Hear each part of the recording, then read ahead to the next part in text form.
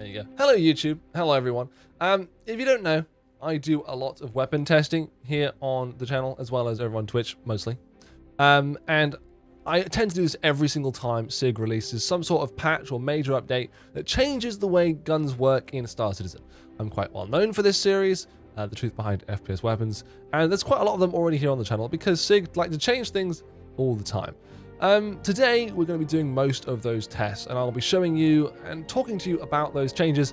So if you're interested to know what weapon is best and how some of your favorites may have been changed during the update or what they've been nerfed to or buffed to, well, stay tuned and find out, because that's exactly what we're going to get into today. Now, since the changes in 3.20, you no longer have access to Star Marine on the main menu. You have to go directly into Arena Commander and then change the actual game type from Classic Race, which it always is to begin with, to the actual desired one of your choice. For these tests, I mostly did elimination and control, either in a sort of private match if I could manage to find an empty server, or in a public match. All of these games I always do in public or online servers, simply because I do not believe the statistics in game files reflect true, proper nature of the guns and how they perform in-game. It's always been that way, and it's always been my belief. And to get a good understanding of how the guns work, you have to actually use them. And it's only by actually using the guns can you discover amazing exploits that I just can't believe get through QA testing. There is so much stuff to talk about. Let's jump straight into the actual weapons tests. Now, you might not believe this, but SIG have actually made quite a few impactful changes to maybe some of your favorite guns. Last time we did this, I did a tier list describing all of the guns and all of their amazing attributes and what made them so special, and of course I ranked them from the best to the worst. Some of those rankings may change, and I'm not going to do a big tier list here. I'm just going to tell you what I think, but there are some fundamental changes, and some guns have gotten more usable. Doesn't make them good though. Let's start with the Lumen V. So the Lumen V holds a special place in my heart because aesthetically I really like it, but I did rank it a pretty abysmal C in the truth behind FPS weapons in Star Citizen. And unfortunately, even with the major changes, it still belongs there. And it is now full auto, which is absolutely amazing because previously the burst mode, pointless. Weirdly enough, you can't switch between burst mode and full auto, but the full auto is a welcome change. It still doesn't really make it any better. It's still a close range only gun. The damage drop off of these energy rifles seems to be really quite bad. And frankly, unless you're in a close quarters engagement in Star Marine, or you really like this aesthetics like I do, don't pick the Lumen V. Now, on the totally opposite end of things, the Custodian. As good as it ever has been, S tier, it's never going to go anywhere. I think this genuinely is one of the best guns in game. It's got quite good range, and it's very, very formidable up close with that extremely high power fire rate. It's still got all of its fire modes that you would expect. So, yeah, if you're ever wondering why does everyone run around with a Custodian and that heavy armor, it's because the Custodian is probably the best gun in Star Marine. And although it still arguably is a bit boring compared to some of my favorites, you cannot knock the fact that it has a special skin. Look at that smiley face. Speaking of boring, let's talk about the old reliable P4, shall we? Everyone's favorite as far as I'm concerned, and especially one of the most reliable weapons here in the IMI org. It is what we use on ops, it's what we recommend everyone use because ballistics absolutely clap. Yeah, laser does have maybe some benefits, but the P4, with its recent changes, is an absolute powerhouse once again. It is probably the default go-to. It's something that you'll probably pick up most often around the verse, and really, if you do find it, there's no reason to really feel like you need to swap to anything else. It is very good and almost everything, a jack of all trades weapon with a really good time to kill. Great fire rate now with the upgrade it's been given. It is slightly faster than it used to be, and it does sound really meaty. Have a look at this. Basically, just like last year, the P4 is still a top tier weapon. There's no point worrying about it. Just pick it up, use it. Every NPC's got one. And with that being said, look out for it, because it definitely hurts. It's also the only gun on this tier list to get approved by a budgie. That's official, guys. Now, A particularly old faithful of mine is the F55 minigun. It's an LMG that started and introduced absolutely years ago, and it is rapid. The reason I loved it, especially for Star Marine, is because Star Marine used to run on a points-based system, which would tally up every single hit. So the more hits you did, the more points you got, which would mean I'd win more often. It's a bit cheesy, I know, but that's what we are here for, right? It still packs an absolute punch, and in this current patch, it's no different. The only real change is that SIG did slightly adjust the damage output as well as lowering the time it takes to aim down sights. This hasn't really made it more viable, but if you've always been a fan of that 150 round mag, I don't see any reason why you should be upset with it today. It definitely has fallen behind though compared to its competitors like the P4 because those guns got a buff. So yes, it's not as competitive as it was, so you might not find yourself getting as many points, and with the changes to the actual Star Marine scoreboard, you aren't going to find it getting you at the top of the leaderboard very often. But compared to the FS9, it doesn't make you look like a chump. Which in its own right has only become better, with again the same slightly lowered aim down sight speed. The fire rate is just as brutal, and the damage has always been very good with the FS9. Use it over the F55 for a real chance at winning, but please also don't. I hate it. I hate it so much. Luckily for me though, it's not just the FS9 that I hate, and well, maybe you guys should hate this too. It's every single shotgun. Yes, that's right. Every single shotgun in patch 3.20 and onwards looks to be an absolute pile of crap. There's no way of sugarcoating it. They are all diabolically bad. Do not use any of them.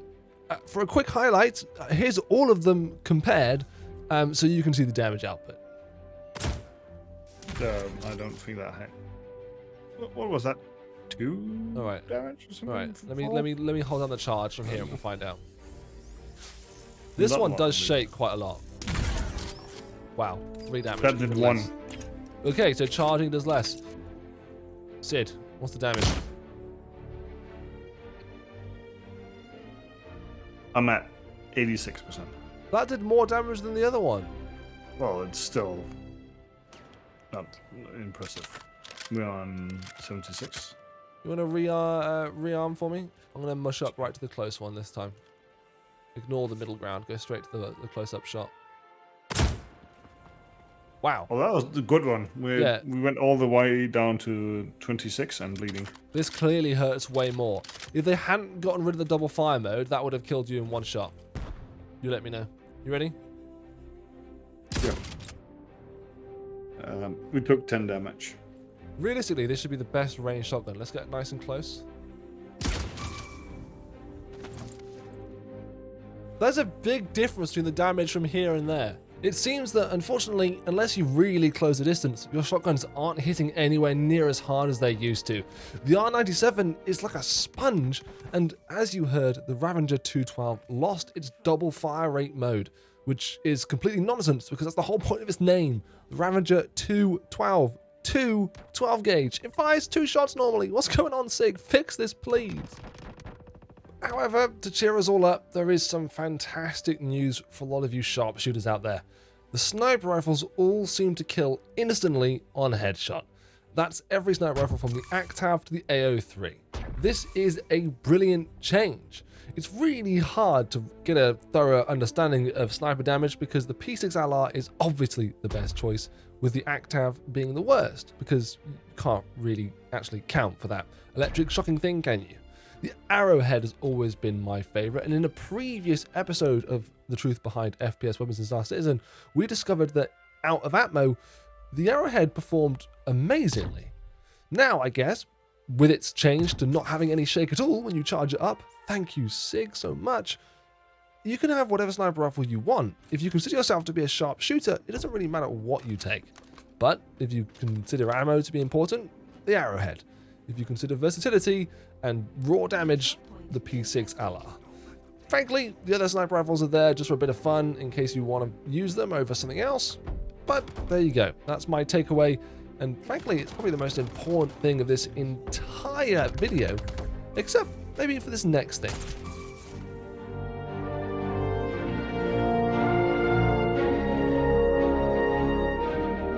throughout my almost 10 years of playing this game, there's a lot of bugs, a lot of things that I've figured out. Mostly to do with FPS combat because that's where I spend most of my time. And I have built an absolutely credible reputation for being the Cheesemeister.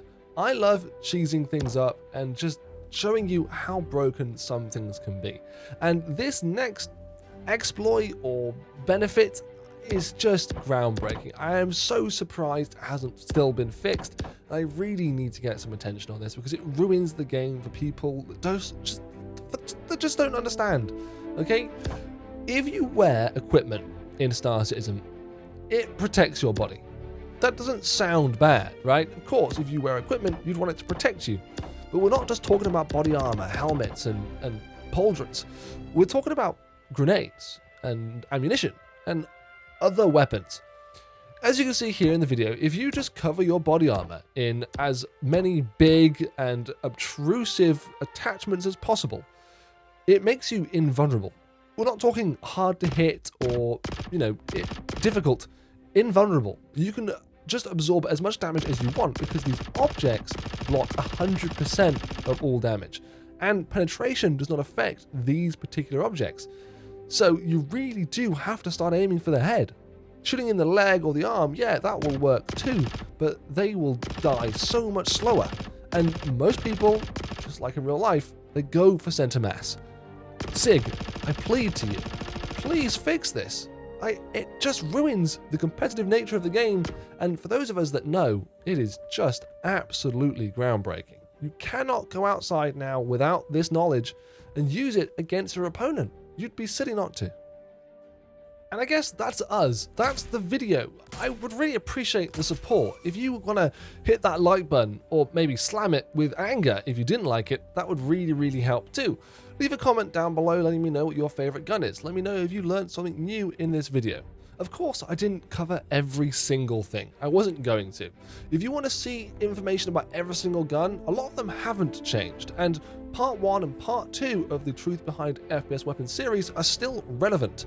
I only wanted to talk about the major changes and some of the things that I thought were worth mentioning. Of course, you guys can always support me by getting the game and using my referral code. Using my referral code will get you some benefits, and at the end of the day, it tells Sig I sent you. It doesn't really cost you anything at all, it just actually gives you free stuff. It's brilliant. And if you share this video with your friends or come follow me live on Twitch, I would really appreciate that. I do a lot of streaming when it comes to content, and I do as much video uploading as I can here on YouTube. I really look forward to speaking to you guys again and showing you some more interesting things from the verse. I hope to see you in Star Marine as well. Wonderful time, everyone. And until next time, bye-bye for now.